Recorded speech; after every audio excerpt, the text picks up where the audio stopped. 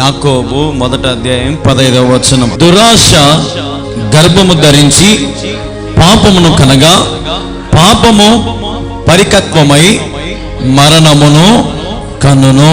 యాకోబు రాసిన పత్రిక ఇది. యాకోబు రాసిన పత్రిక. పాపము చేస్తే ఏమవుతుంది? ఇప్పుడు మామూలుగా మనం నోటితో చెప్పాలంటే, ఊరికట్లా నోటితో చెప్పాలంటే, పాపము చేస్తే నరకానికి పోతాం, అంతే కదా, సింపుల్ మాట కదా. పాపానికి పోతే, పాపం చేస్తే నరకానికి పోతాం. సింపుల్గా మన మాటలో ఎవరైనా అడిగినా ఏం చెప్తామంటే, ఎవరే పాపం చేయకురా నరకానికి పోతావు నాయనా అని చెప్తాం కదా. మరి ఈ సాయంకాల సమయంలో ప్రభు చెప్తున్న మాట, ఈ సాయంకాల సమయం మనతో దేవుడు మాట్లాడుతున్న మాట గమనిస్తే, దురాశ గర్భమును ధరించి పాపము కనగా, పాపము పరిపక్వమై మరణమును కనును. హల్లెలూయా. దురాశ దుఃఖానికి చేటు. మరి ఇప్పుడు మనం ఈ లోకములో పాపం అనేది మించిపోయిన పాపాలు చేస్తున్నాం కదా. ఏదో మామూలు చిన్న చిన్న పాపాలు కాదు మనం చేసేది. మనం చేసే పాపాలు ఏంటంటే ఇప్పుడు స్టాండర్డ్ దాటిపోయింది అనమాట. అంటే అందుకే వాళ్ళు అన్నాడు భక్తుడు, ఎంత బాగా రాస్తాడంటే, పరిపక్వమై అంటే అభివృద్ధి చెందుతా ఉంది పాపము. పాపము నీలో అభివృద్ధి చెందే కొద్దీ అప్పుడు నువ్వేం కంటావంట? మరణము కంటావంట. హల్లెలూయా. మనకు సర్వసాధారణంగా 2 మరణాలు ఉన్నాయి. బాగా వినండి. మొట్టమొదటి మరణము, ఈ లోకంలో మనం చనిపోగానే కళ్ళు మూసి చనిపోతా, అదొక మరణం. రెండవ మరణం ఏంటంటే నరకానికి పోతాను చూసినావా, అదే రెండవ మరణం. ఆ రెండవ మరణం తప్పించుకోవాలంటే నీలో పాపం ఉండకూడదు. నాకు రెండవ మరణం కూడా కావాలంటే హ్యాపీగా మనం ఏం చేసుకోవచ్చు? పాపం చేసుకోవచ్చు. పాపం చేసుకొని విచ్చలత్వ జీవితాన్ని మనము జీవించవచ్చు. ఇప్పుడు ఈ లోకంలోనే మనం ఏగలేకపోతా ఉన్నామే. మరి ఇప్పుడు రెండవ మరణం కూడా మనకు వచ్చింది అనుకో, అంటే నరకంలో పన్నామనుకో, ఆడ యుగయుగాలు తరతరాలు ఆ నూనెలో పడి ఏగాల్సింది. ఈ రోజున మనిషికి పాపము చేస్తే ఏమవుతుంది అనే మాట మనం గమనిస్తాం. ఏమవుతుంది పాపం చేస్తే? మాది లేదా? పాపం చేస్తే ఏం రాదు, ఏం తప్పేం కాదులే, ఏం అందరూ చేయట్లా, మేము చేస్తే ఏమవుతుంది? వాళ్ళు చేస్తే తప్పు, మేము చేస్తే పాపమా? వాళ్ళు చేస్తే సరి, మేము చేస్తే పాపమా అని ఈరోజు మనము కొన్ని మాటలు వింటూ ఉంటాం. అందుకే దేవుడు మనతో చెప్తున్న మాట, పాపము పరిపక్వమై మరణము కనునంట. హల్లెలూయా. మరణం. ఈరోజు మనలో పాపము ఒకవేళ ఉన్నదేమో పరీక్షించుకొని మనం దాన్ని విడిచిపెట్టి మరణాన్ని నుంచి మనము తప్పించుకోవాలా. హల్లెలూయా. ఈ లోక మరణం అందరికీ సహజమే, కానీ అసలైన రెండవ మరణం మనం తప్పించుకోవాలా. ఆ ప్రభు సన్నిధిలోకి మనం ప్రవేశించబడాలి.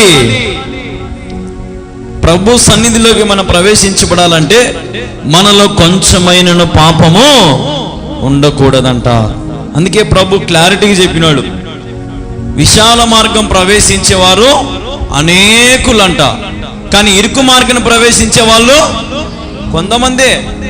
కొద్దిమందే.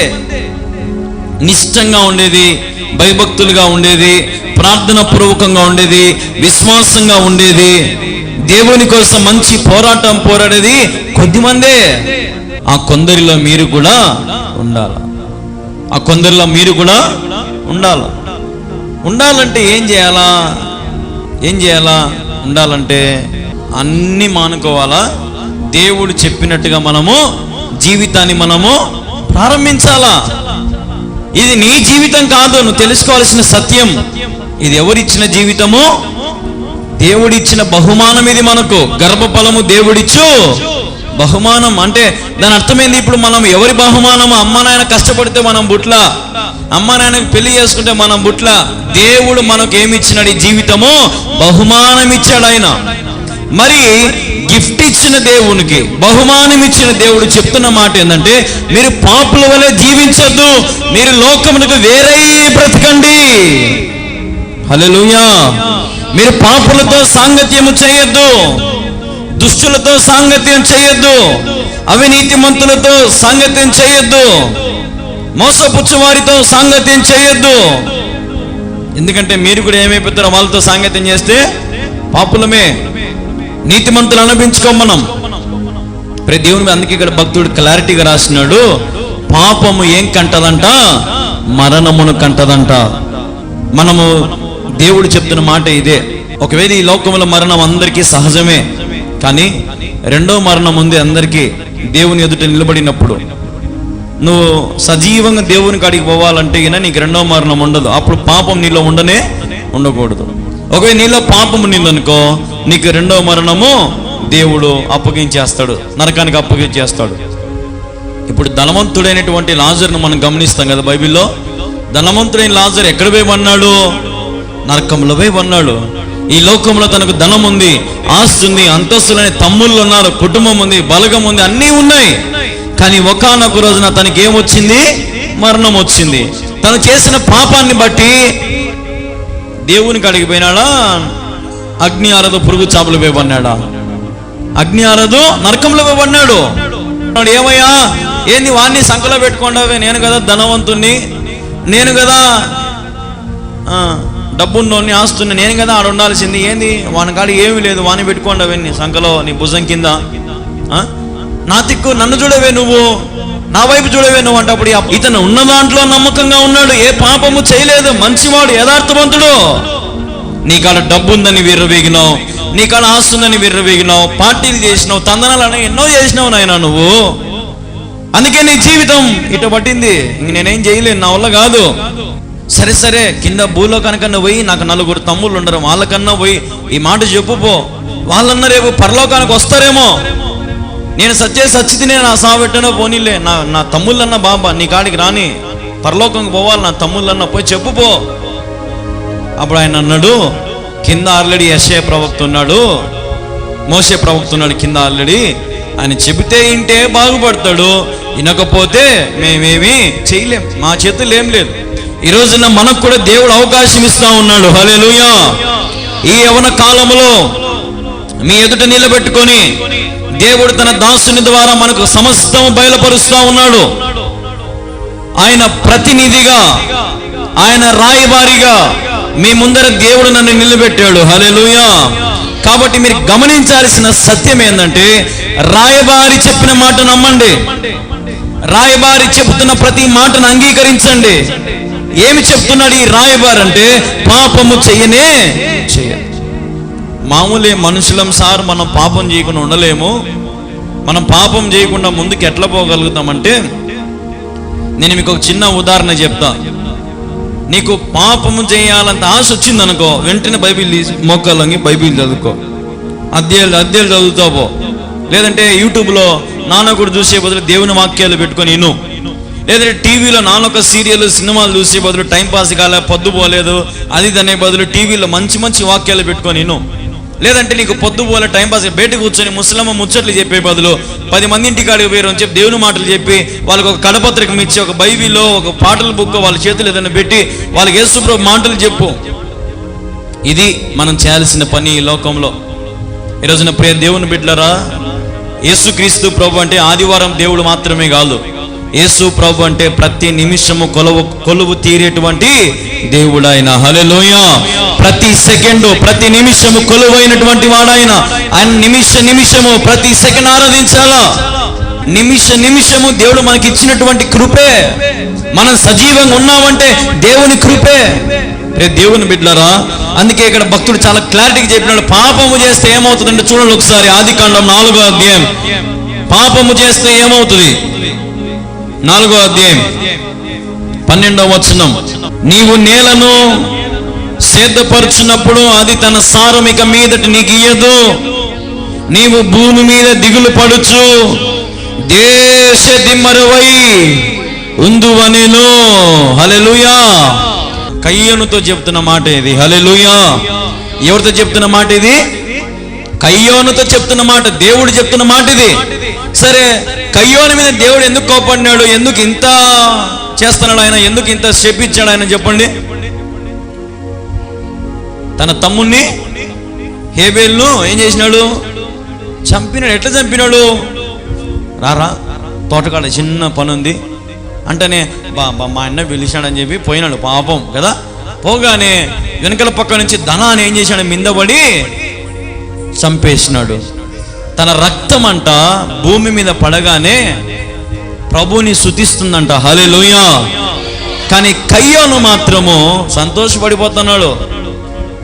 అందుకే కయ్యోనుకు దేవుడు పెట్టిన శాపం, ఒరే నువ్వు మంచి బలిని అర్పించింటే నీ బలినే తీసుకునేవాని, కానీ నువ్వు కుళ్ళిపోయినటివి పనికి మాలినవి ఏ పడితే అవి ఇచ్చినవరా నువ్వు నాకు బలిపీఠం మీద. నీ తమ్ముడి హేబేలు మంచి కొవ్విన గొర్రె పిల్లని తెచ్చి వధించినాడు రా, మంచిది మందలో శ్రేష్టమైన తెచ్చి నాకు పెట్టినాడు రా. ఇప్పుడు మనం కూడా చూడండి, ప్రభువుకి ఏదైనా ఇచ్చేటప్పుడు, నేను ఇది చాలాసార్లు చెప్పిన, ఇప్పటికే మనం ఏదైనా ప్రభుకి ఇచ్చేటప్పుడు శ్రేష్టమైనది ఇయ్యం. ఏమి ఇస్తాం దేవునికి అంటే? పనికి మాలినటి పనికొచ్చేవి ఇవ్వం మనం దేవునికి. దేవునికి మనం ఇచ్చేది ఏమి ఇస్తున్నాం అంటే అశ్రేష్టమైనవి. ఇప్పుడు కయ్యోనుడు దేవునికి అశ్రేష్టమైన ఇచ్చినాడు. పండ్లు, ఫలాలు, కూరగాయలు ఇవన్నీ ఇచ్చి ఆడ పెట్టినాడు బలిపీఠం మీద. అవి దేవునికి నచ్చలా. హేబేలు క్రొవ్విన గొర్రె పిల్లని తెచ్చి మందలో శ్రేష్టమైన తెచ్చి అక్కడ వధించాడంట. హల్లెలూయా. దేవుడు ఎప్పుడైతే హేబేలు నీ బలి నాకు నచ్చింది అని అన్నాడు, ఈయనకి ఇంక ఈర్ష్య మొదలైంది కయ్యోనుకు. ఏమో వాని బలి నాయుడు పోయింది, సరేలే చూద్దాం వాని కథ ఏందని చెప్పి చిన్నగా అటు తీసి ఇటు చేసి సొంత తమ్ముడిని ఏం చేసినాడు? చంపేసుకున్నాడు. శాపము తెచ్చుకున్నాడు. పాపము చేశాడు, శాపం మూట కట్టుకున్నాడు. ఏం చేసినాడమ్మా? పాపం చేసినాడు, శాపము మూట కట్టుకున్నాడు. ఏం జరిగింది ఇక్కడ? దేవుడు ఇప్పుడు ఏమంటున్నాడు? అందుకే దేవుడు ఎంత బాగా దీవించినాడు చూడండి ఒకసారి కయ్యోనును.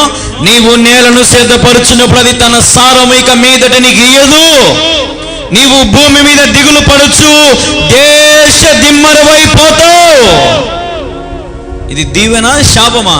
కాబట్టి మనం కూడా తప్పు చేసి పాపాలు చేసి బతుకుతే మన జీవితం కూడా ఇంతే.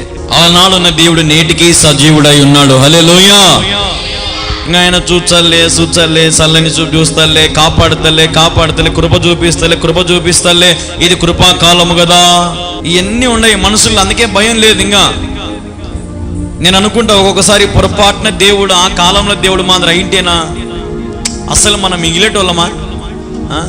అప్పుడు ఊరికే పైనుంచి స్వరం, మేఘాల మాదిరి ఆకాశం స్వరం వినపడితే చాలు ఆదాము అవ్వ భయపడి ఏడపై దాక్కున్నారు, చెట్లలో పోయి దాక్కున్నారు కదా.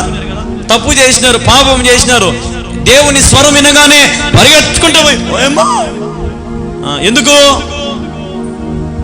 దేవుడు ఇంకా అయిపోయి మా బతుకు అయిపోయింది. ఇంకా దేవుడు మమ్మల్ని ఖచ్చితంగా తిట్టాడో కొట్టాడో ఏదో ఒకటి చేస్తాడు నాయనా. ఇప్పుడు మనుషులకి ఆ భయం లేదు. దేవుడు అన్నాడు, అమ్మనని అన్నారు, ఊర్లో వాళ్ళు అన్నారు, బంధువులు అన్నారు, స్నేహితులు అన్నారు, ఎవడో ఒక మాట అన్నాడు. ఒకవేళ అంటే నీకెందుకు, నీ పని నువ్వు చూసుకో అని అయిపోయా. నేను అనేటోడు ఇప్పుడు ఎవరు లేడు, అందుకే నీకు విచ్చలవిడితనం. ఇక్కడేమో కయ్యోనుకు దేవుడు చెప్తున్న మాట ఏంటంటే, నీవు నేలను దున్నినా ఆ నేల నీకు ఏమి ఇయ్యదు, ఏం పంట ఇయ్యదు నీకు. నువ్వు దిగులు పడతా కూర్చోనే కానీ నీవు దేశ దిమ్మరమైపోవాల్సిందే. నీ దొంగ ప్రేమకు దొంగ భక్తికి నేను ఇంకెన్నటికి నీ వైపు కూడా చూడ్ను. దేవుని బిడ్డలారా, పాపము చేస్తే దేవుడు మనకు ఆ కాలంలో శాపాలు విధించేవాడు. శాపం వచ్చింది కయ్యోనుకు, ఇబ్బంది పడ్డాడు. అమ్మ నాయన తప్పు చేసి బయటికి వచ్చా, కొడుకు తప్పు చేసి బయటికి వచ్చా. ఇప్పుడు తండ్రి బాధపడ్డా చెప్పాలి అందరూ, బాధపడ్డమ్మా బాధపడతాడు. మరి ఇక్కడ గమనించాల్సిన విషయం అదే. ఈరోజు మరి నువ్వు నేను తప్పు చేసినా దేవుడు బాధపడతాడు. ఏడుస్తాడంట ఆయన, మూలుగుతాడంట ఆయన. హల్లెలూయా. ఏడిచి మూలుగుతాడంట ఆయన. ఇప్పుడు మనము ఎక్కువ ఏడుపు వచ్చిందనుకో ఏం చేస్తారు కొంతమంది? ఏడుపు రాకుండా పక్కకు పోయి అంటారు కదా. అంటే దాని అర్థం మూలుగుతారు. రోదన, వేదన హృదయంలో నుంచి ఆపుకోలేక. మరి నీ ఏడుపుకి అంత విలువ ఇస్తా ఉన్నావే, మరి దేవుడు నీ కొరకు ఏడ్చే ప్రేమ కనపడడం లేదా? దేవుడు అంటాడు, పాపము చెయ్యదు, ఇక నుంచి నీతిగా బ్రతుకు. వ్యభిచారం వచ్చింది యేసయ్య యొద్దకు వచ్చి ఆ స్త్రీ తన వెంట్రుకలతో తన కన్నీళ్లతో యేసయ్య పాదాలు కడిగి తుడిచింది. పక్కన శిష్యులందరూ ఏదరా యేసయ్య దగ్గరికి ఆమె వచ్చింది నాయన కదా అని వాళ్ళు ఏదో నసుగుతా గొనుగుతా ఉన్నారు, ఏదేదో మాట్లాడుకుంటున్నారు వాళ్ళు యేసయ్యతో పాటు ఉండి కూడా. కానీ యేసు ప్రభు అన్నాడు, నీ పాపములు ఇంకా క్షమించబడ్డాయి, ఇంక నేను ఎన్నడూ వాటిని జ్ఞాపకము చేసుకొనను. హల్లెలూయా. సరే, అది బాగుంది. మళ్ళా ఒక వ్యభిచారిని నడి రోడ్లో నిలబెట్టి ఊర్లో ప్రజలందరూ కూడా రాళ్లతో కొడుతూ ఉంటే ఈయన పోయి నిలబడి, మీలో ఎవరైనా పాపము చేయలేదు అంటే రాయి వేయండి, మీలో ఎవరు ఒక తప్పు చేయలేదంటే రాయి వేయండి అంటే ఒక్కరిన రాయి వేసినాడా? అంటే దేవుడు ఇప్పుడు ఆ స్త్రీని కాపాడడానికి పరిశుద్ధుడైనటువంటి దేవుడు కృప చూపించినాడు. హల్లెలూయా. మరి ఈరోజు నీ పక్షంలో ఆ ప్రేమ కంటే ఇంకా ఎక్కువ ప్రేమ చూపిస్తాడు ఆయన. కానీ మనమే పాపము చేత, ఒక మాట అంటారు లోకంలో, ఒరే నీ కళ్ళకు కావురం పట్టిందిరా, అందుకే నీకేం కనపడలే, నీకు మేము చూపించే ప్రేమ నీకు అర్థం కావట్లేరా, నీ కళ్ళకు కావురం పట్టింది. ఈ రోజున మన జీవితంలో కూడా యేసు ప్రభు చేసినవి మనకు కనపడ్డంలా, మన ఎదుట ఎంతసేపు ఉన్న లోకము పాపమే బాగా మంచిగా సూపర్గా కనపడతా ఉంది, కానీ దేవుడు చేసిన మేలులు మన కంటికి కనపడ్డంలా. ఇదొక బుక్ అనుకుంటున్నారు అందరూ, ఇదొక బుక్కులే, ఇదొక బైబిల్లే, అంతేలే, ఏముందిలే, మామూలే అనుకుంటున్నారు. దీనిలో జీవం ఉంది. ఇది చదువుతూ ఉంటే వెంట్రుకలు నిలుక్కుంటాయి అన్నమాట, గూజ్ బంప్స్ వస్తాయి ఒక్కొక్కరికి దేవుని మాటలు చదువుతూ ముందుకు పోతా ఉంటే. ఈ రోజున మరి దేవుడు మనకు చెప్తున్న మాట ఇదే. మొత్తం బుక్ అంతట్లో ఏం చెప్తాడంటే దేవుడు అబౌట్ హిస్ లవ్, ఆయన ప్రేమ గురించి. ఆయన ప్రేమ ఎలాంటిది, ఆయన ఏం చేశాడు మన కొరకు. మరి ఈరోజు నువ్వు తెలిసి ఏ రీతిగా నువ్వు తప్పులు చేయగలుగుతా ఉన్నావు ప్రియ దేవుని బిడ్డ? ఇక్కడ కయ్యోను తప్పు చేశాడు, శాపానికి గురయ్యాడు. ఈరోజు మరి ఎన్ని తప్పులు చేసాం మనము, ఎన్ని పాపములు చేస్తా ఉన్నాం మనము, ఎన్ని అతిక్రమములు చేస్తా ఉన్నాము. మన మనస్సాక్షి గద్దిచ్చినా ముందుకు పోవడమే. మనం ఏం నమ్ముతామంటే విధవరాలు ఎదురొచ్చింది, నల్లపిల్లి ఎదురొచ్చింది, ఈ నమ్ముతాం మనం. మనస్సాక్షి చెప్పేది వినం మనం. ఒరే పొవ్వాకురా ఉండరా అంటే మనస్సాక్షి చెప్పేది వినం మనం. మనం ఎవరిది ఏమింటాం తెలుసా? విధవరాలు వచ్చింది, నల్లపిల్లి దూరింది, కుక్క అడ్డం వచ్చిందని కొంతమంది వెనక్కి వచ్చి ఇంట్లో కూర్చొని నీళ్ళు ఆగిపోతారు కదా. మనస్సాక్షి చెప్పేది వినడు, ఏదేదో లోకం ఉన్నట్టు అన్ని పాటిస్తూ ఉంటాడు. మరి దేవుడు ఎక్కడన్నా విధవరాలు వచ్చిందని కూర్చున్నాడా? పోనీ ఎక్కడన్నా కుక్కలు, నక్కలు, ఎనుములు, పందులు అడ్డం వచ్చిన ఆగినాడా? సమస్తము ఆయన ద్వారా కలిగినవే. హల్లెలూయా. సమస్తం ఆయన ద్వారా కలిగినవే. ఆయన అందరినీ సమానంగా ప్రేమిస్తున్నాడు. ఈ లోకములో అంట, ఈ ప్రపంచంలో 65 లక్షల జీవులు ఉన్నాయంట. ఎన్ని లక్షలు? 65 లక్షల జీవుల్లో ఏ జీవి మన మాదిరి మాట్లాడలేదు. ఇంత బాగా చక్కగా మంచి అవకాశం ఇచ్చినట్టు దేవుడు. మనంత చక్కగా ఏ జీవి ఉండలేదు. మనం బాగా రోజుకి 2 సార్లు, ఒకసారో లేదంటే స్నానం చేసుకుని బాగా మంచి బట్టలు వేసుకుని నీట్గా ఉంటాం మనం. మిగతా జీవులు ఉంటాయా మన మాదిరి? మరి దేవుడు ఎందుకు నీకెన్ని అవకాశాలు ఇస్తున్నాడు అంటే నీవు ప్రత్యేకించబడి బ్రతకాలని. కొంతమంది అంటారు నీకు కుక్కకు తేడా లేదురా. ఏమో ఇప్పుడు ఆ మాట అంటే దాని అర్థమైంది ఇప్పుడు మనం కుక్కలమనే, అంతే కదా. మరి ఇప్పుడు ఎవడో మనలో ఒక మాట దాని ఒరే నీకు కుక్కకు తేడా లేదురా అన్నాడు అనుకో, అంటే దాని అర్థమైంది ఇంకా మన బతుకు కూడా అదే అని వాడు పోల్చిపోయినాడు. ఇంకా ఈరోజు యేసు ప్రభువు అదే అంటున్నాడు, ఒరే మీరు మనుషుల మాదిరి బతకండి, నేను మిమ్మల్ని అరిచేతిలో చెక్కుకున్నాను, మీరు నా స్వరూపంలో చేయబడ్డారు. మీకు అవమానం అయితే మీకంటే ఎక్కువ అవమానం వచ్చేది నాకురా నాయనా. యేసు ప్రభు నేను లోకానికి పంపిస్తే నీ ఇష్టానుసారంగా బతుకుతా ఉంటే నీకేమి అన్ని తుడుచుకొని పోతావు. ఇట ఎవరికి అవమానము? దేవునికి అవమానం. ఆయన ఎందుకు పంపించాడు నేనుకంటే ఈ లోకంలో యాత్రా జీవితం. ఈరోజు దేవుడు కూడా మనకు జీవితం ఇచ్చినాడు. ఈ లోకంలో ఇంతతో బతుకు, ఇంతటితో సంతోషించు, ఇంతటితో తృప్తిపడు. ఆశలు పెంచుకోవాకు, కోరికలు పెంచుకోవద్దు. ఈ జీవితంలో నీకు ఏర్పాటు చేసిన జీవితంలో నమ్మకంగా ఉండు. తిరిగి మళ్ళా నా యొద్దకు రా. హల్లెలూయా. తిరిగి నా యొద్దకు రా. ప్రభువా నాకు 200 ఇచ్చినవే, నాకు 20,000 టౌన్కి పోయి మంచి చీర కొనుక్కొచ్చుకుంటా. ఎందుకు ఇచ్చాడు ఆయన? నీకు 200 ఇచ్చాడు ఆయన. నువ్వు ఆ 200తోనే సర్దుకొని రావాలా ఎనికి?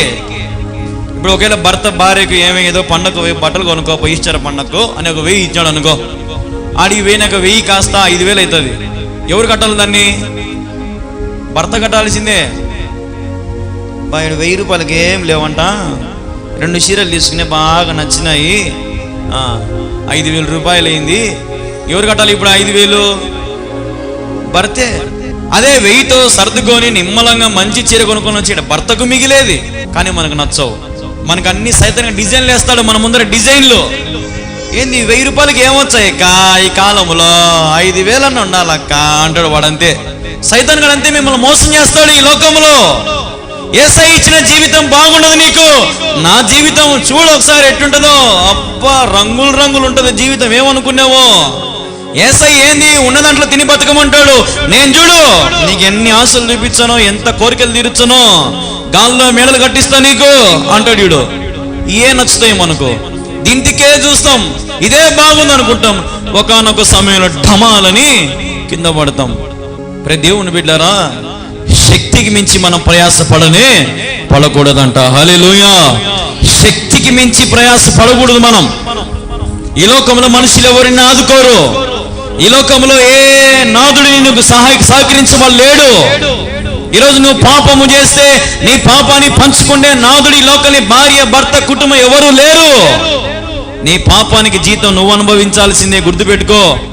ఈరోజు నీ పాపము నీ ద్వారానే నీవే అనుభవించాలి శిక్ష. అది అగ్ని ఆరదు, పురుగు చావు, దాంట్లో వడిచచ్చే బదులు దేవుడు నీకు 200 ఇచ్చే 200తో సంతోషంగా బతికి తిరిగి ఆయన కాడికి పో. దేవా నువ్వు ఇచ్చిన 200తో సంతృప్తిగా ఉన్నాను అయినా, నాకు ఏ ఆశలు లేవు. వాడు ఏందో అంగడికి పోయి ఉంటే నాన్నకు చీరలు బలిసినాడు, నాకు ఆశే పోలే. నాకు నువ్వు ఇచ్చిన 200తోనే ఏదో ఒక చిన్న చీర కొనుక్కొచ్చుకుని యేసయ్యాను. నేను చెప్పేది మీకు అర్థమవుతుందా? నేను ఊరికి చీరను వాడుతున్నా మధ్యలో, అంతే. మీకు అర్థమైంది నేను చెప్పేది? నా భాష అర్థమవుతుందా? మళ్ళీ చీర అంటే చీర అనుకోవాకండి.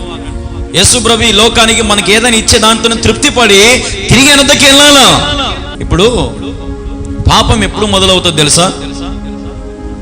పాపం ఎప్పుడు మొదలవుతుంది అంటే మీరు బాగా గమనించండి. మీకు ఒక విషయం చెప్తా. ఒక యవనస్తులు అందరు కూర్చొని మందు తాగుతా ఉన్నారంట. బాగా వినండి. నీ దగ్గర ఎంత ఉందిరా, నీ దగ్గర ఎంత ఉందిరా, నీ దగ్గర, నా దగ్గర 1000 మొత్తం కలిసి ఒక 5 మంది 5,000 రూపాయలు. బాగా వినండి, 5,000 రూపాయలు ఉంది. 5,000 రూపాయలతో 11 దాకా మందు తాగినారు. 11 గంటలకు ఆలోచన వచ్చింది, ఎవరే నీకు డబ్బులు లేదా అంగా, నీకు లేదు రంగా, నీకు మా కాడ ఏం లేదురా. అప్పుడే దారిలో ఒక అమ్మాయి బ్యాగ్ వేసుకొని పోతా ఉంది. ఈ 5 మంది గమ్మునుండకుండా కైపులో మందు మత్తులో, అరే అమ్మాయిని ఆపుదాం రా, అమ్మాయి దగ్గర డబ్బులు ఉంటుంది, ఏదో ఒక రకంగా అట్నే అనుభవించుదాం బాగా అని చెప్పి ఆ అమ్మాయిని ఆపుకొని అటు పొద్దులకు తీసుకొని పోయి ఆ అమ్మాయిని నాన్న కూడా చేసి ఆ అమ్మాయి జోలని డబ్బులను తీసుకొని మందు తాగి రాత్రి అంతా పడిపోయి పొద్దునే లేచినారు. ఆ అమ్మాయి చచ్చిపోయింది. బాగా వినండి, ఆ అమ్మాయి తప్పు చేసరికి ఇప్పుడు ఏమైపోయింది? ఆ అమ్మాయి చచ్చిపోయింది. ఇప్పుడు వాళ్ళు చేసిన పాపానికి శిక్ష పడుతుందా పడదా? మీరే చెప్పండి, పడుతుందా పడదా? అదే సరే వాళ్ళకాడ 5,000 ఉంది, 5,000తో తాగి నిమ్మలం ఇంటికి పనుకుని ఉంటే జరిగేదా? చెప్పాలమ్మా, జరగదు. కానీ మన అత్యాశల వల్ల మనము శిక్షకు పాత్రలు కావాల్సి వస్తుంది. దేవుడికి 1 ఎకరా భూమి ఇచ్చింటాడు, ఈ వల్ల 1 ఎకరా భూమి ఇచ్చింటాడు, మధ్యలో బంజరు భూమి వచ్చింటది. బాగా వినండి, ఈ వల్ల 1 ఎకరా భూమి వచ్చింటది, ఈ వల్ల 1 ఎకరా, అన్నకు తమ్మునికి ఎకరా వచ్చింటది. మధ్యలో ఒక గజమో లేదంటే ఒక అర్ధ సెంటో ఒక బంజరు వచ్చింటది అనుకుందాం. ఈ బంజరు కోసం కొట్టుకుంటారు వీళ్ళు అన్నదమ్ముళ్ళు. ఈ పొలాన్ని వదిలిపెట్టి ఈ బంజరు నాది, ఈ బంజరు నాది, ఈ బంజరు నాది, నా బంజరు నాది, ఇది నాకొద్దు నీకొద్దు లేరా, నీ పొలం నువ్వు చూసుకో, ఇది దావాగా పెట్టుకుందాం అంటే ఒప్పుకోడు. ఎందుకు ఇచ్చా దావా? అయిపోయాయి కొట్లాటలు, గొడవలు, కొట్టుకోవడం, నరుక్కోవడం, చంపుకోవడం అయిపోయాయి. ఏమైంది? అత్యాశకు పోయి ఏమొచ్చింది? అత్యాశకు పోయి శిక్ష వచ్చింది. పార తీసుకుని ఒకేటి కొడితేవి వాడు సత్య. ఏమైపోయింది ఇప్పుడు? అదే అర్ధ సెంట్ లేకుంటే మళ్ళీ నాయన ఎంత వచ్చేది అర్ధ సెంట్లో? మహా అంటే ఒక మూట ప్యాకెట్ అవుతాయా? వద్దులే, ఏదైనా ఈ ఎకరాతో చాలు అనుకుంటాం మనం. అనుకోం, అత్యాశ. ఇప్పుడు ఇల్లు కట్టుకుంటా ఉంటాం, ఆ వల్ల ఒక 2 అడుగులు బంజరు భూమి వచ్చింటది, ఆ వల్ల నాదంటాడు, ఇది నాదంటాడు. దీంట్లో ఇల్లు కట్టుకోడు, ఆ బంజరు భూమే కావాలంటాడు వాడు. ఎంతసేపు అత్యాశ, అదే కావాలి నాకు, వాడు ఈయన అంటాడు. పై గొడవపడి ఇవాళ గొడవపడ కేసులు, కోర్టులు అన్ని వాడు. ఏమైంది ఇప్పుడు? అత్యాశకు పోతే శిక్ష వచ్చింది. ఈరోజు నువ్వు చేసిన తప్పులకు, అత్యాశలకు సంతృప్తి లేక నీ ఆశలు కొండెక్కుతూ పోతా ఉంటే నీకే నష్టం. కలిగిన దాంట్లో సంతృప్తిగా మనం కలిగి ఉండాలి. హల్లెలూయా. దేవుడిచ్చిన జీవితం ఇది, దేవుడిచ్చిన బహుమానం ఇది. అత్యాశ పడద్దు. దేవునికి ఇచ్చే సమయాన్ని ఇస్తాడు, అంతవరకు వేచి ఉండి మోకాళ్ళొంగి ప్రార్థన చేసుకో. దేవునిని హెచ్చించక మానుడు. ఏమో రేపు బంధువుడు అంటాడేమో, నాకు వద్దులే అయ్యా, నువ్వే తీసుకోలేయ్యా స్థలం అంటాడేమో. నువ్వు ప్రార్థన చేసి మంచి భక్తునిగా ఉంటే రేపు ఈ మధ్యలో ఉండే ఆ సెంటు ఆ బంజరు భూమి నాకు వద్దులే తమ్ముడా, నువ్వే తీసుకుని ఆయన అంటాడేమో. నీ భక్తిని బట్టి మనం అట్టుండం. ఏంది ఇది? ఎట్లు పోతా ఉంది ప్రపంచం? ఈరోజు నీ పాపం వలన నీ కుటుంబాలు, నీ పిల్లలు శాపాలకు పాత్రలు కావాల్సి వస్తూ ఉంది. ఇదొకటే కాదు, అనేకమైన తప్పులు, అనేకమైన ఆశలు. దేవుని బిడ్డలారా, అందుకే దేవుడు అంటున్నాడు, పాపము మరణమును కనును. హల్లెలూయా. ఎంత బాగా రాసినాడు చూడు దేవుడు. పాపము ఏం కంటదంట? స్త్రీ బిడ్డను కంటది కదా, అట్నే పాపము కూడా మరణాన్ని కంటదంట. అంటే ఇప్పుడు నువ్వు పాపము చేస్తే నీ జీవితంలో ఏం జరుగుతుంది? ఇప్పుడు ఆటోమేటిక్గా మరణమే. మరణం అంటే ఇప్పుడు అందరు తెచ్చినట్టు కాదు. ఆడ మళ్ళా ఇంకొక రెండో మరణం. ముందు చెప్పిన రెండో మరణం. ఆడంగా నరకానికి వేయబడితే యుగ యుగాలు తరతరాలు ఏగాల్సిందే, పడాల్సిందే, సావాల్సిందే. ఏది కావాలా? ప్రభు నీకు ఇచ్చిన జీవితం.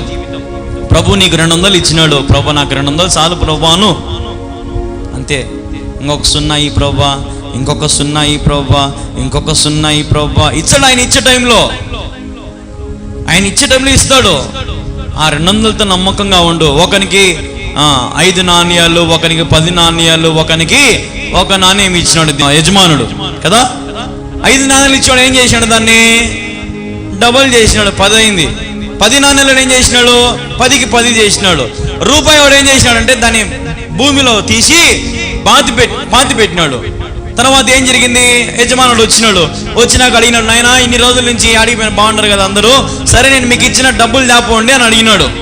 అప్పుడు 10వాడు వచ్చినాడు. 10 నాణ్యాలు వచ్చి, అయ్యా ఇదిగో నువ్వు 10 నాణ్యాలు నాకు ఇచ్చినావు, ఇదిగో 10కి 10 చేసి 20 ఇదో, 10కి 10 20 ఇదో అంటే ఆయన ఏమన్నాడు? అబ్బా నాకు సంతోషం రా నాయనా, బలా నమ్మకమైన మంచి దాసుడు. నెక్స్ట్ నువ్వు రారా, నీకెంత ఇచ్చిందిరా? 5 రూపాయలు కాదు, 5 రూపాయలు అయ్యా, ఇదోనయ్యా 5కి 5 చేసినానయ్యా, మొత్తం 10 రూపాయలు ఇదోయా. బా సూపర్ రా, నువ్వు కూడా నమ్మకంగా బాగా చేసినావురా, బలా నమ్మకమైన మంచి దాసుడు. ఒరే నువ్వు రారా, ఇంకా లాస్ట్ నీకెంత ఇచ్చింది? రూపాయి కదా. అవునయ్యా రూపాయి అయ్యా, ఉండయ్యా తీసుకొచ్చా అని పోయి గుంత తీసి ఆ రూపాయి తెచ్చి 5 చేతుల్లో పెట్టాడు. ఏందిరా రూపాయి ఎట్టి చట్నీ ఇచ్చినావంటే, ఈ రూపాయి పొరపాటున పోతే ఏమన్నా చేసి నష్టపోతే నాకెందుకని అయ్యా, నువ్వు ఇచ్చి నీ తెచ్చి నీ చేతులు అట్నే పెట్టినా చూడు ఇదో. ఏమన్నాడు వాణ్ణి? నువ్వు నా ఎద్దటి నుంచి ఇంక పో, పనికి మనలోడా, రూపాయికి రూపాయి సంపాదించలోనివి నువ్వు రేపు నా పంట పొలాలను, నా ఎనుములను, నా పశువులను నువ్వేం చూసుకుంటావు రంగా అని అతని ఆ యజమానుడు గెంటి వేశాడంట. హల్లెలూయా. యేసు ప్రభు మనకిచ్చిన జీవితం కూడా అలాంటిదే. యేసయ్యకి ఇచ్చిన జీవితాన్ని బట్టి ఆయన నీ దగ్గర నుంచి కోరుకుంటున్నాడు ఒక లాభము.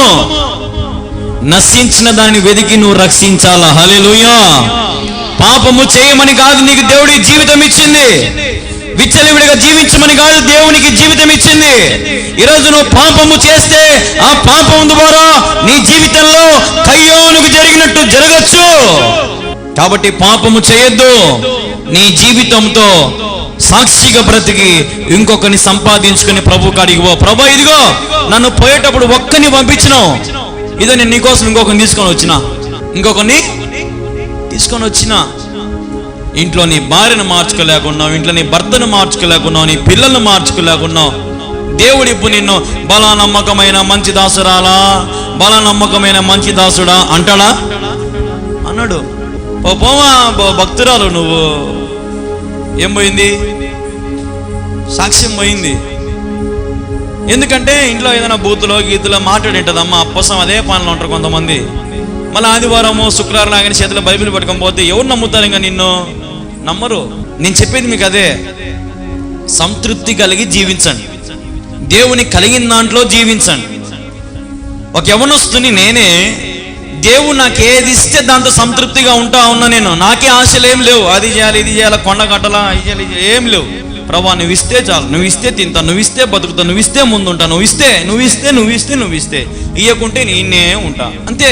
ప్రభా ఇది అడుగు ముందుకెచ్చా, నువ్వు నాకు 100 అడుగులు ముందుకెచ్చా అన్నావు కదా, ఇదో ఒక 2 లక్షలు తెచ్చి అప్పు తెచ్చినా, ఆ 2 లక్షలకు నువ్వే అప్పు కట్టేదానికి మార్గం చూపి అంటే ఎందుకు చూపించాడు ఆయన? నీ సొంత తెలివి అక్కడ పనికిరాదు. హల్లెలూయా, హల్లెలూయా. కాబట్టి పాపము మన జీవితంలోకి రాకూడదు. అవకాశం ఇవ్వద్దు దానికి. అంగడికి పోతాను లైట్లు అన్ని పెంచడాడు. ఎందుకు? పత్తిది దగ దగ దగ దగ దగ దగ దగ దగ దగ మెరసని సైతాన్ గాడు నీకు లైట్లు వేస్తాడు. సైతాన్ గాడు ఏం లైట్లు అంటే, సూర్రా చర్చి ఏముందిరా, ఊరికి 2 లైట్లు 2 ఫ్యాన్లు ఉంటాయి, అటు డిస్కోకో డీజేకో పోదాంపా, లైట్లన్నీ వేసి సౌండ్ అని అంటా ఉంటుంది. ఆడవి dun dun dun dun dance చేద్దాం పాండ్రా, అవి బాగుంటాయి. దేవుని మందులు ఇవి బాగుండవు. అవి చూపించాడు మీకు బాగా అందంగా కదా. దేవుడు మీకు ఏం చెప్తున్నాడు?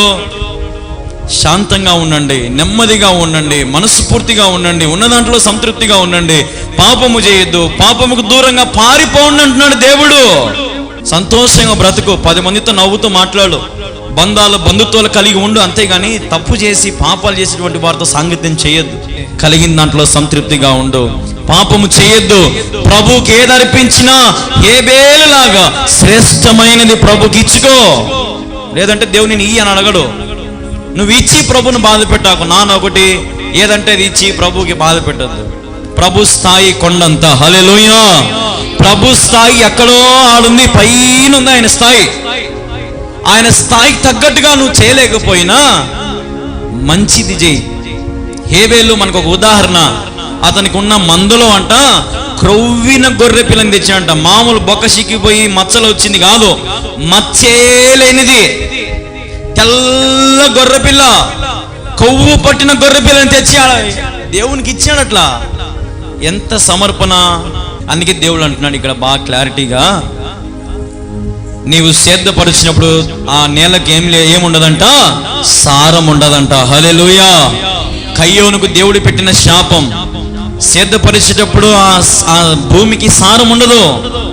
ఈరోజు నువ్వెంత కష్టపడినా నీ కష్టము నిలబడదు. దశంభాగం ఏమని చెప్పేది అందుకే నేను, నీ సొమ్ము నిలబడాలంటే ఖచ్చితంగా నువ్వు దశంభాగం ప్రభుకి ఇవ్వాల్సిందే. ఇస్తేనే నీ సొమ్ము నిలబడుతుంది. నువ్వు 10 ఇస్తే 100 రూపాయలు ఇచ్చేవాడు ఆయన. హల్లెలూయా. అందుకే పాస్టర్ ఏమని ప్రార్థన చేస్తాడు? 30, 60, 100 రెట్లు తిరిగి వారికి దయచేయి. 10 రూపాయలు వేసినావు అనుకో, 30 రెట్లు 60 రెట్లు 100 రెట్లు అంటే ఎంత? 100 రూపాయలు.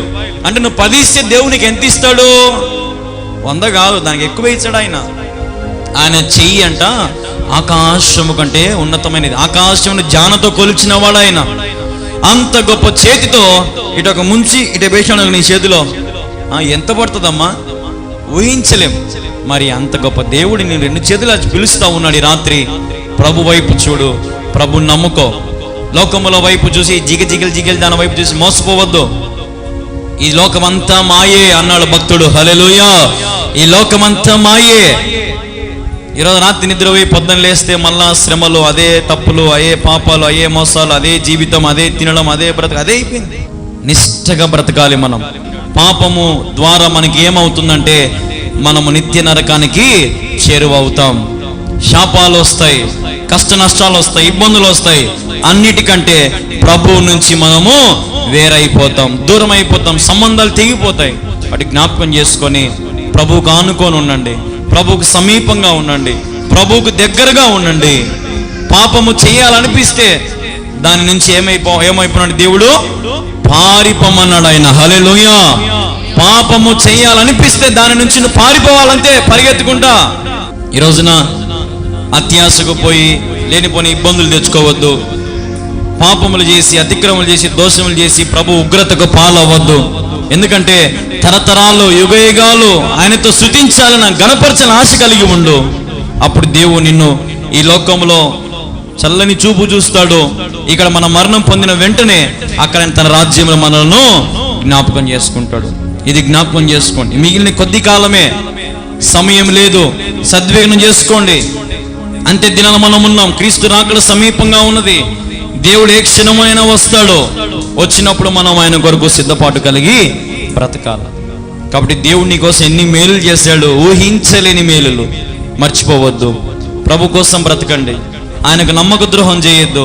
ఆయనకు వెన్నుపోటు పొడచొద్దు. దేవా నువ్వు నాకేం చేసినావు, నాకేం చేయాలి అనొద్దు. ప్రతిరోజు ఈ మాట అనొద్దు. దేవుడు నీకు ముందే చెప్పినాడు, ఎదురా నీకు 200 ఇచ్చిన 200తోనే బతికినిక్కరా అన్నాడు ఆయన. అంతే. నువ్వు మధ్యలో నాకు 200 సరిపోదు 2000 2000 నీ కోరికలయ్యి. దేవుడేమో ముందే ఆలోచన చేసి అంతా సెట్ చేసుకొని మైండ్లో, ఇదో కళ్యాణ్ బాబు ఇది ఇట బతుకు ఇట చేయి, అంతే. నేను హెచ్చించే సమయంలో హెచ్చిస్తా, అంతవరకు నమ్మకంగా ఉండు, అంతే. ప్రభువా నాకు నువ్వు 200 ఇచ్చినావు, నాకు 200 సరిపోదు, నాకు 20,000 ఈ ప్రభువా, 20,000 ఈ ప్రభువా, 20,000 అని రాత్రి పగలు ప్రార్థన చేసిన ప్రయోజనం లేదు. ప్రభు అంటాడు, ఒరే నేను ఇచ్చిన దాంట్లో నేను నమ్మకంగా బతకలేదే, నీకు 20,000 ఇచ్చిన నా మాట వింటావా? వినవురా నాయన నువ్వు. ఇప్పుడు అమ్మ నాయన కాడ డబ్బులు ఉంటుంది, మీరు ఇదొక్కటి చెప్పి ముగిచేస్తా. అమ్మ నాయన కాడ డబ్బులు ఉంటుంది, కానీ కొడుక్కి ఆస్తంతా తెచ్చి అన్ని ఇల్లు పొలాలు అన్నీ అమ్మి తెచ్చి వాని చేతిలో పెడతారా? అయితే ఒక 10 తీసుకొని పొద్దు స్కూల్ పోయి కొనుక్కోపో, అంతే. వాళ్ళకి ఎంత ఆస్తైనా ఉండని, ఎంతైనా ఉండని, ఇదరా 10 తీసుకో, 10 కొనుక్కొని సాయంత్రం ఇంటికి రా. అమ్మా నాకు 10 సరిపోదు అమ్మా, నాకు ఇంకొక 10 మాట అమ్ముతుంటే పొంగి నుంచి అయిపోయి వాడు ఏమైపోతాడు, ఇంకా భయపడిపోతాడు. ఉదాహరణకి వాళ్ళ అన్నయ్య అంగట్లో 20-30 అప్పు చేశాడు అనుకో, అమ్మ నేను తెలియకుండా. అప్పుడు అమ్మ నేను ఏమంటారు, నీకు ఇచ్చే 10 రూపాయలు దాచి పెట్టుకొని నీ అప్పు నువ్వు కట్టుకో, మాకు సంబంధం లే నీ అప్పులతో, నీకు ఇచ్చే 10 రూపాయలతో నువ్వు బతకాల్సింది, అంతే. దాంతో నువ్వు కొనుక్కోవాలి, అప్పు చేసుకున్నావు నువ్వే కట్టుకో. దేవుడు కూడా అంతే, నువ్వు చేసిన పాపాలకు జీతం నువ్వు అనుభవించాల్సిందే. హల్లెలూయా. దేవుడు ఆల్రెడీ వచ్చినాడు, అనుభవించినాడు, వేదన పడ్డాడు, పోయాడైనా. ఈసారి నీ పాపాలకు జీతం నువ్వు అనుభవించాల్సిందే. హల్లెలూయా. నీ పాపాలకు జీతం నీకే, దేవునికి కాదు. ఈసారి యేసుప్రభు మోసుకుంటాడు, ఏం మోసుకోడు, ఇంకా అయిపోయింది, మోసే కాలం అయిపోయింది. వచ్చినాడు, పోయినాడు, రక్తం చిందించడం అంతా అయిపోయింది. ఇప్పుడు నువ్వు చేసిన పాపాలను నేడే ఒప్పుకొని విడిచిపెడితే ఆయన రాజ్యంలో నీవు ఉంటావు. ఈరోజు ఏమవుతుందిలే పాపం చేస్తాని నీ కొద్ది నువ్వు పాపాలు చేసుకుని జీవితం ముందుకు పోతా ఉంటే ఖచ్చితంగా నష్టపోయేది నువ్వే. ఇప్పుడు ఆ పిల్లోడు 30 రూపాయలు అప్పు కట్టాలంటే ఎన్ని రోజులు మానుకోవాలి? వాడు తిండి 3 రోజులు మానుకోవాలి వాడు. అదే మర్యాదగా వాళ్ళ అమ్మిచ్చే 10తోనే వాడు బాగా తింటే 3 రోజులు తినేటోడు వాడు కదా. కానీ వాడు ఆ 3 రోజులు తినుకోకుండా దాచిపెట్టి మళ్ళా మధ్యలో ఎరా కట్టలేదానికి అప్పు, రేపు కడతామా కదా.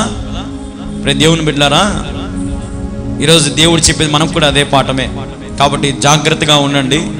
ఈ లోకములో మాయలకు మంత్రాలకు మోసపోవద్దు. చాలా జాగ్రత్తగా మన జీవితాన్ని కాపాడుకోవాలా. ఈ రోజే చివరి రోజు అనుకోండి. రేపటి దినం ఉందో లేదా అనుకో, రేపు ఉంటుందిలే, మన్నాడు ఉంటుందిలే, 50 ఏళ్ళు బతుకుతా, 60 ఏళ్ళు బతుకుతా, 70 ఏళ్ళు అనుకోవద్దు. ఈరోజే లాస్ట్ అనుకొని నీ జీవితము క్షమించబడిందా లేదా, దేవుని పాపాలు కడిగాడు లేదా అని అనుకొని బ్రతుకు. ప్రతి దినము దేవుడిచ్చిన కృపావరమేనంట. హల్లెలూయా. కాబట్టి నమ్మకంగా ఉండండి. ప్రతి దినము ప్రభు చెప్పినట్టుగా బ్రతకండి. ప్రతి నిమిషము ప్రభు ఇచ్చిన జీవితం కాబట్టి ఆయనకు మహిమకరంగా బ్రతకండి. లోకంకి అమ్మలు పోవద్దు. యూద అమ్మలు పోయాడు, పేగులు కడుపు ఏమైపోయింది, చీలి పేగులు కింద పడినాయి, ఊరేసుకొని కుక్క సాగు చచ్చినాడు. లోకానికి అమ్మడు పోతే మన బతుకు కూడా అంతే. ఇప్పుడు ఉదాహరణకి యూదాకు చెప్పిట్టారు, రే యూదా ఇన్ని రోజులు యేసుప్రభు కాడు ఏమి ఇచ్చినాడు నీకు, 1 రూపాయిని ఇచ్చినాడు యేసుప్రభు. చూడ నా కాడ ఇప్పుడు నువ్వు యేసుప్రభు ఏడున్నాడు చెప్పు నాకు, నీకు ఎంత ఇచ్చా అన్నాడు? ఎంత ఇస్తా అన్నాడు దానమయ్య గారు? 30 వెండి నాణేలు ఇస్తా అన్నాడు. ఇప్పుడు యూదా, ఒరే నా యేసుప్రభు నాకేమీకునే ఇబ్బంది లేదు, నన్ను మార్చినాడు, నాకు జీవితం బాగుంది ఇప్పుడు అని అన్నాడా? అనలే. ఆ 30 వెండి నాణేలు దిక్కే మనసు పోయింది, తీసుకోవడం అయితే తీసుకున్నాడు. ఇంకా భయం మొదలైంది. యేసుప్రభుని అప్పగించినానే, యేసుప్రభుని అప్పగించిన లాస్ట్కి చచ్చిపోయేంత వరకు అతనికి నెమ్మది లేదు. వాక్యానుసారంగా నీ బ్రతికితే నీ జీవితము దేవుడు పాపం నుంచి తప్పించి నిత్యమైన మార్గములైన నడిపించును గాక. హల్లెలూయా. ఇక నుంచైనా మనుషులు చెప్పే మాటలు నమ్మద్దు, మోసపోవద్దు. ఒక్కొక్కసారి వాళ్ళతో సైతాన్ గాడు మాట్లాడిస్తాడు, జాగ్రత్త. అందుకే దేవుడు అన్నాడు, మేలుకువగా ఉండండి, సోమరి వలె ఉండద్దు. మేలుకోగా ఉండి జ్ఞానము కలిగి బతకండి. ఇదే నా లాస్ట్ దినం అనుకొని ప్రతి పాపాలు ఒప్పుకొని విడిచిపెట్టుకోండి. రాత్రి నిద్రపోయేటప్పుడు ప్రార్థన, లేవగానే ప్రార్థన, తినేటప్పుడు, నీళ్ళు తాగేటప్పుడు, పడుకునేటప్పుడు, పని దగ్గర వ్యర్థమైన మాటలు నానొకటి మాట్లాడకుండా ప్రభుకు సాక్షిగా బ్రతకండి. ప్రభు ఈ లోకానికి ఎందుకు పంపించాడో తెలుసుకోండి. ఆయన ఎందుకు ఈ జీవితం ఇచ్చాడో తెలుసుకోండి. అప్పుడే మీ జీవితాలు దేవుడు సంతోషంగా మారుస్తాడు. దేవుడి మాటలు దీవించును గాక. ఆమేన్.